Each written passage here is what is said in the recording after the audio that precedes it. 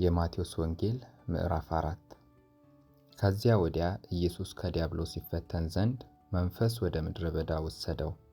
40 ቀንና 40 ሌሊትም ከጦመ በኋላ ተራበ። ፈታኝም ቀርቦ የእግዚአብሔር ልጅ ከሆነ እነዚህን ድንጋዮች እንጀራ እንዲሆኑ በል አለው። እርሱም መልሶ ሰው ከእግዚአብሔር አፍ በሚወጣ ቃል ሁሉ እንጂ በእንጀራ ብቻ አይኖርም ተብሎ ተጽፏል አለው። ከዚህ በኋላ ዲያብሎስ ወደ ቅድስት ከተማ ወሰደውና እርሱም በመቅደስ ጫፍ ላይ አቁሞ መላእክቱን ስላንተ ያዛል፣ እግርህንም በድንጋይ ከቶ እንዳትሰናከል በእጃቸው ያነሱሃል ተብሎ ተጽፏልና የእግዚአብሔር ልጅስ ከሆነ ወደ ታች ራስህን ወርውር አለው። ኢየሱስም ጌታ አምላክህን አትፈታተነው ተብሎ ደግሞ ተጽፏል አለው። ደግሞ ዲያብሎስ እጅግ ረጅም ወደሆነ ተራራ ወሰደው። የዓለምንም መንግስታት ሁሉ ክብራቸውንም አሳይቶ ወድቀህ ብትሰግድልኝ ይህን ሁሉ እሰጥሃለሁ አለው። ያን ጊዜ ኢየሱስ ሂድ አንተ ሰይጣን፣ ለጌታ ለአምላክህ ስገድ፣ እርሱንም ብቻ አምልክ ተብሎ ተጽፏልና አለው።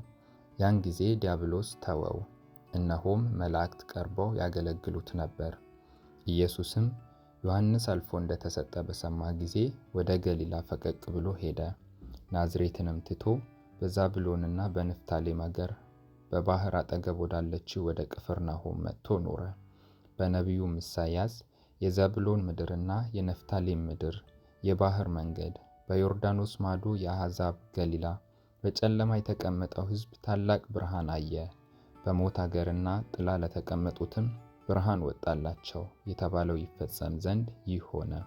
ከዚያ ዘመን ጀምሮ ኢየሱስ መንግሥተ ሰማያት ቀርባለችና ንስሐ ግቡ እያለ ይሰብክ ጀመር።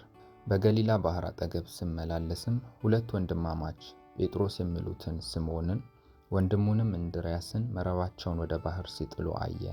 ዓሣ አጥማጆች ነበሩና እርሱም በኋላዬ ኑና ሰዎችን አጥማጆች እንድትሆኑ አደርጋችኋለሁ አላቸው። ወዲያውም መረባቸውን ትተው ተከተሉት።